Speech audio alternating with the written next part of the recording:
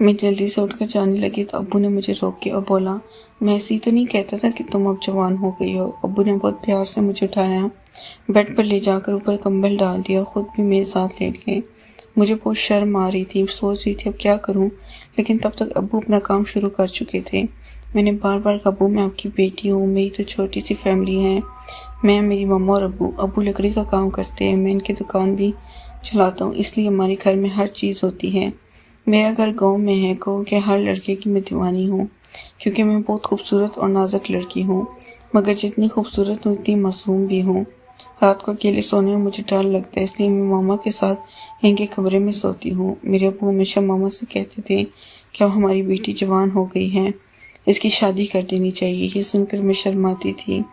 دسمبر کی لمبی سرد راتیں تھیں، ماما اور بھائی میرے کزن کی شادی پر گئے ہوئے تھے، ابو میرے پاس ہی سوئے ہوئے تھے۔ مجھے ماما کے بغیر نیند نہیں آ رہی تھی اور سردی بھی بہت زیادہ لگ رہی تھی۔ میں سوچ رہی تھی کہ ہیٹر چلا لوں تاکہ سردی کچھ کم ہو جائے اور کمرہ بھی گرم ہو جائے، اس لیے میں کچن گئی کہ ماچس لاؤں اور ہیٹر چلا دوں، لیکن میری قسمت خراب تھی کہ کچن سے ماچس اٹھاتے ہوئے سالن کی دیچکی میرے اوپر گر گئی اور میرے کپڑوں پر سالن لگ گیا۔ مجھے بہت غصہ آ رہا تھا، ایک تو سردی بہت زیادہ ہے اور اوپر سے سالن بھی میرے کپڑوں پر گر گیا۔ میں کمرے میں آ کر ہیٹر چلا لیا اور کپڑے خشک کرنے لگی، لیکن سالن میرے جسم پر بھی لگ گیا تھا، جس کی وجہ سے مجھے بہت الجھن ہو رہی تھی۔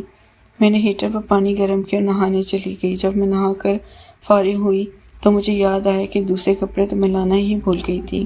اب وہی سالن والے کپڑے دوبارہ نہیں پہنے جا سکتے تھے، اس لیے واش روم سے باہر آ گئی۔ تب تک کمرہ بھی گرم ہو چکا تھا اور مجھے نہانے کی ضرورت بھی کچھ خاص نہیں تھی۔ جیسے تندور پر ہاتھ رکھا تب مجھے پتہ چلا کہ میں نہا کر سیدھا ہیٹر کے پاس بیٹھ گئی، لیکن اب کیا فائدہ۔ میں جلدی سے اٹھ کر جانے لگی تو ابو نے مجھے روک لیا اور بولے، ایسی تو نہیں کہتا تھا کہ تم اب جوان ہو گئی ہو۔ ابو نے بڑے پیار سے مجھے اٹھایا، بیڈ پر لٹا دیا، کمبل بھی میرے اوپر ڈال دیا اور خود بھی میرے ساتھ ہی لیٹ گئے۔ مجھے بہت شرم آ رہی تھی کہ اب میں کیا کروں، لیکن تب تک ابو نے کام شروع کر دیا۔ میں نے بہت کہا کہ ابو میں آپ کی بیٹی ہوں، ابھی میری شادی بھی نہیں ہوئی، لیکن ابو میری ایک بھی نہیں بات سن رہے تھے اور مجھے کہہ رہے تھے کہ تم ایک بار کھیل لو پھر سیکھ جاؤ گی کہ کیسے کھیلنا ہے۔ میں بھی ابو کے ساتھ کھیلنا شروع ہو گئی تھی اور پورے دل سے ابو کا ساتھ۔ ابو بہت تیزی سے کھیل رہے تھے کیونکہ وہ پرانے کھلاڑی تھے، لیکن میں نے کبھی ایسا کھیل نہیں کھیلا تھا، اس لیے میں بہت زیادہ تھک گئی تھی۔ جب ابو کھیل کر تھک گئے مجھے تب تک میں بھی 2-3 بار، لیکن مجھے یہ پتہ نہیں تھا کہ میرا بھائی کب گھر آ گیا اور مجھے اور ابو کو گھر کا کام کرتے دیکھ رہا تھا۔ اب ابو بھی تھک کر سو گئے اور میں بھی۔ اگلے دن بھائی میرے پاس آیا، کہا کیوں، میں تمہیں ماں کو لے کر آتا ہوں۔ رات کو ابو کی وجہ سے بہت تھک گئی تھی، اس لیے میں انکار کر دیا اور ابو اور بھائی کے لیے ناشتہ بنانے لگ گئی۔ ناشتہ کر کے ابو دکان پر چلے گئے تو بھائی نے مجھے کہا کہ الماری سے میرے کپڑے نکال کر استری کر دو۔ میں بھائی کے کپڑے نکالنے کے لیے جب الماری کے پاس گئی تو بھائی نے اپنا ہاتھ میرے کندھے پر رکھ دیا۔ میں نے کہا، بھائی یہ کیا کر رہے ہو؟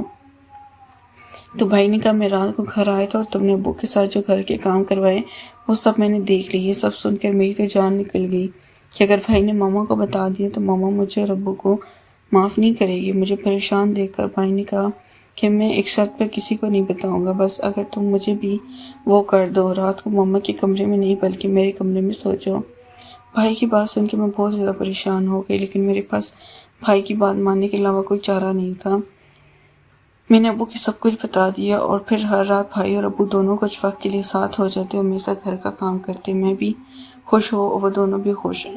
نیکسٹ پارٹ کے لیے چینل کو لازمی سبسکرائب کریں۔ شکریہ۔